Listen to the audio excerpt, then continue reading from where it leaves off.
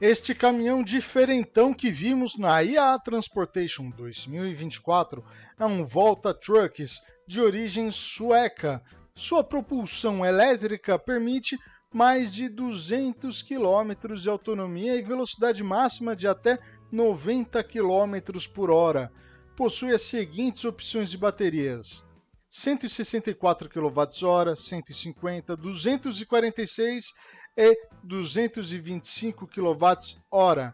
Internamente, a posição de direção fica ao centro e há um banco de cada lado para 2 ajudantes em operações urbanas.